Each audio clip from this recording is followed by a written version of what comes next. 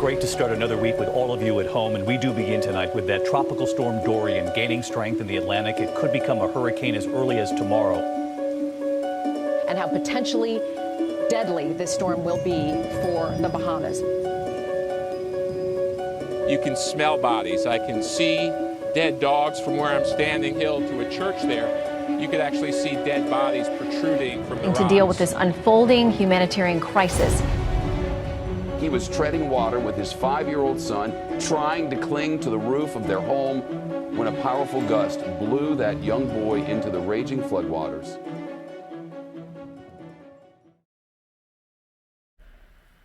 August of 2019. Summertime for folks living in North America. Some people would take their vacation as summer break for their kids was still in place. One of those destinations were the Bahamas.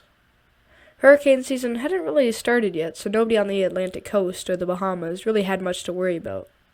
However, little did the inhabitants of the Bahamas and the Atlantic states know, a major hurricane was soon to come for the Bahamas, and they would get the worst of it. As Hurricane Dorian would impact the Bahamas at Category 5 intensity, stalling over the area for 24 hours, leaving the Bahamas in absolute chaos and ruins, before moving up the Atlantic coast of America as a Category 3, creating more destruction. In this video, we dive into the development of Dorian, its impact, and its aftermath.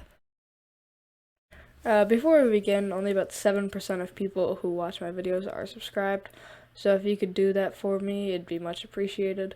I also have a Discord server that I'm always active in. Link is in the description.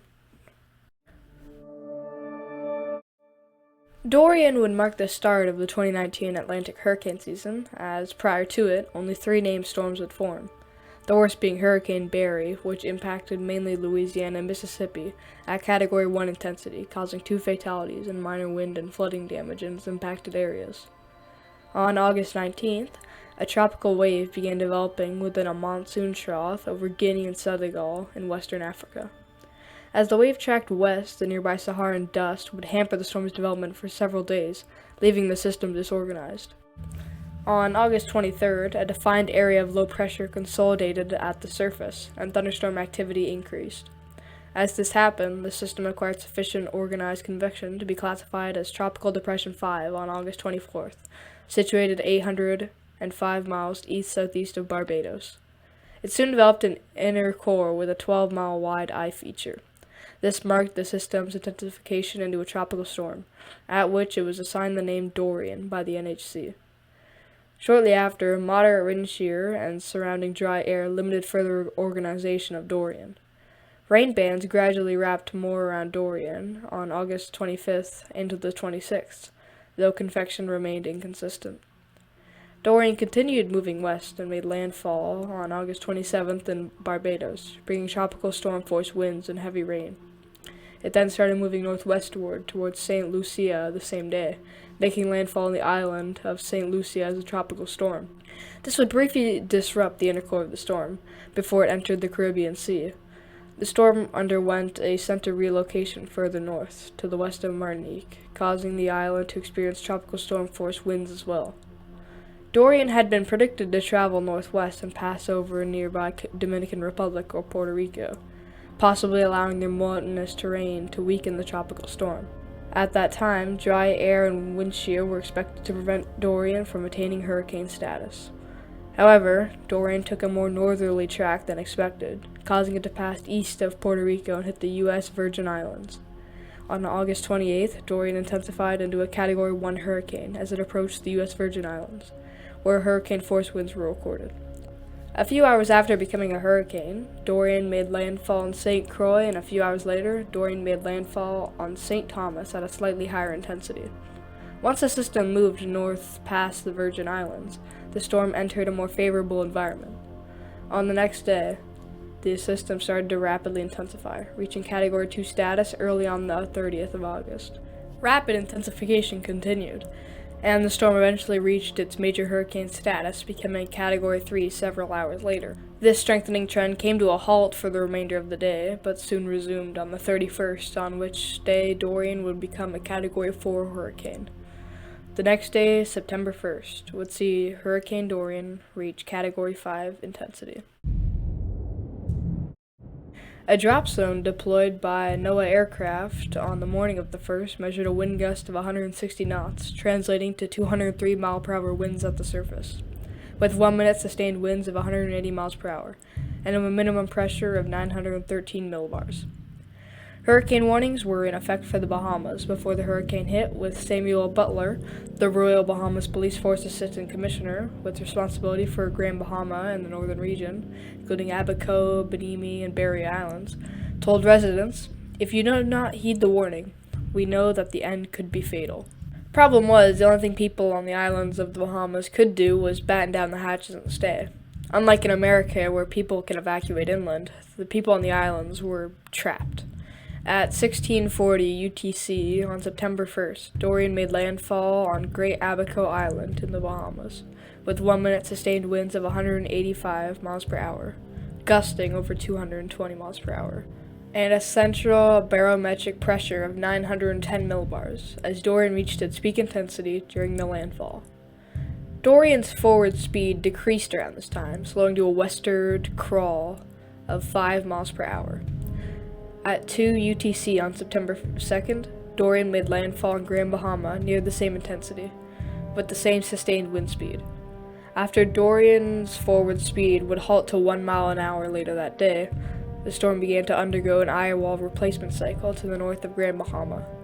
The Bermuda High to the northwest of Dorian also collapsed, causing Dorian to stall just north of Grand Bahama.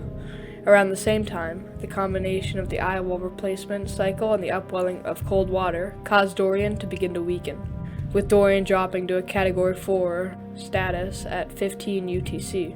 Dorian would spend roughly 24 hours sitting over the Bahamas in something that must have felt like an eternity for those beneath it. Dorian subsequently weakened to a Category 2 storm on September 3rd, before beginning to move northwestward at 15 UTC, paralleling to the east of Florida, with Dorian's wind field expanding during this time.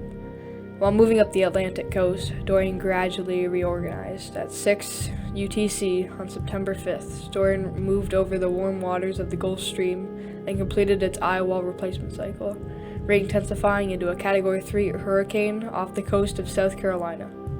In the Carolinas ahead of Dorian, at least 23 tornadoes touched down, 2 of which would be EF2. Dorian would weaken down to a Category 2 once again the following day, on the 6th, before Dorian made landfall that day in Cape Hatteras, North Carolina, with 100 mile-per-hour sustained winds. Afterward, Dorian began to transition into an extratropical cyclone as it quickly moved northeastward, completing its transition on September 7th. Dorian made landfall in Sambro Creek, Nova Scotia, as a Category 1 equivalent extratropical storm, before making its 4th and final landfall on the northern part of Newfoundland several hours later. By 11 p.m. AST on September 8th, Dorian had moved into the Labrador Sea, 375 miles off the coast, moving northeastward with wind speeds of 60 miles an hour. On September 10th, Dorian's extratropical remnant dissipated off the coast of southern Greenland, ending its 17-day life.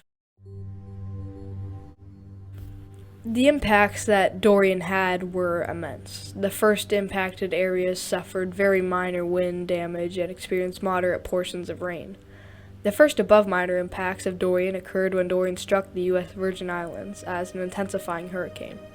Dorian brought strong winds and heavy rains to the region. Buck Island, just south of St. Thomas, experienced sustained winds of 82 miles per hour and a peak gust of 111 miles per hour. Wind gusts on St. Thomas reached 75 miles per hour as island-wide blackouts occurred on St. Thomas and St. John, while 25,000 customers lost power on St. Croix. The high winds downed trees across the islands. Along the coast, multiple boats broke from their moorings and washed ashore. As the storm moved towards and impacted the Bahamas, the impacts were staggering. Increased tides were experienced in the Bahamas ahead of the storm, with rip currents occurring as well. On September 1st, hurricane conditions arrived in some of the Abaco Islands. A few hours later, destructive conditions arrived, with Hurricane Dorian making landfall as a Category 5 hurricane, becoming the strongest hurricane in modern records to strike the northwestern Bahamas. Category 5 winds arrived at the Bahamas with the eye wall. Gusts of over 200 miles per hour also occurred. Devastating storm surge of up to 23 feet swept away many buildings and submerged a large part of the affected areas. On September 2nd, Grand Bahama International Airport was underwater. Minister of Agriculture Michael Pintard reported an estimated storm tide of 20 to 25 feet at his home on Grand Bahama. Marsh Harbor received catastrophic damage, according to ABC News Team. Over 75% of the homes had been damaged. Marsh Harbor International Airport's runway was also underwater. There was significant flooding on the streets and beaches, and damage to trees, and with some homes' roofs pulled off entirely. The scene was described by an ABC reporter as, quote, pure hell. As an 8-year-old boy drowned in the storm surge, while the boy's sister was also reported to be missing. Over the following days, more and more deaths and bodies were counted. One Bahama newspaper suggested that the actual death toll could be over 3,000. The death toll to this day still remains unknown, but the number is likely around 80. With 77 direct confirmed deaths, 74 of the 77 came from the Bahamas. In August of 2020, 245 people are still classified as missing. The International Federation of Red Cross and Red Crescent Societies reported that as many as 13,000 homes were damaged or destroyed on Abaco Island. Extensive flooding is also believed to have caused water wells to be contained with seawater, creating an urgent need for clean water. Total damage in the country reached $3.4 billion. Property damage accounted for $2.5 billion, and the nation suffered $717 billion in economic losses, and $221 million was required for debris removal and cleaning a large oil spill. Dorian would impact more than the Bahamas, however, with Florida experiencing tropical storm force winds. One death occurred in the Central Coast barrier island town of Indian-Atlantic, when a man fell 3 stories while boarding up his home. Florida was spared from, at the time, the weakening hurricane, as the eye stayed around 100 miles away from the state. Strangely, massive amounts of drugs, more specifically cocaine, began to wash up on the Florida coast from Dorian. After skidding up the coast, Dorian would make landfall in the Carolinas. The only fatalities in the Carolinas were indirect, as on September 2nd, when an 85-year-old man fell off a ladder while boarding up his home, killing him, and another was confirmed dead on September 6th, as a 65-year-old man after he too fell off a ladder. When Dorian made landfall, flooding from the storm washed out a road in Sampson County. On the same day, tropical storm force winds arrived in South Carolina. Dorian also produced some flooding, especially in Charleston. Over 160,000 buildings lost power. Several people in Ocracoke Island were trapped in their attics by flooding from the 4 to 7 foot storm surge, requiring rescue by boats. People were airlifted off the islands to shelters on the mainland, while food and water were brought in to residents on the island. The storm would also impact Atlantic Canada, however the damage was not as severe as the previously mentioned areas, and was mainly consisting of downed trees, power lines, and some minor roof damage. Bahamian Prime Minister Hooper Minnie praised the United States for, quote, assisting us with all our needs after the hurricane. The Bahamian Paradise, Royal Caribbean, and Norwegian and Carnival Cruise Lines started sending water bottles and meals to the Bahamas. The grand celebration offered to give a chance for evacuees to evacuate to Florida, free of charge. About 300 military personnel from the Canadian Armed Forces were deployed to Halifax area to assist with the recovery as the town was hit by the weakening storm. In total, around 80 people died, however no solid number is known, with 245 people still classified under missing. The storm inflicted $5.1 billion in damages, making it the costliest storm in Bahamian history. Dorian had sustained winds of 185 miles per hour at landfall, tying it for first with the 1935 Labor Day hurricane in that category. To conclude, Hurricane Dorian was an incredibly strong and damaging hurricane, with it remarkably stalling over the Bahamas for a duration of 24 hours. Despite occurring in recent years, it appears to have fallen into the category of just another hurricane, which is wrong. If you enjoyed, consider subscribing as we are on the road to 1,000 subscribers. Also, just want to say thank you. This year has been incredible, and I know it sounds cliche, but I really couldn't have done it without you. For people watching this in the first 24 hours, Happy New Year, and yeah, goodbye.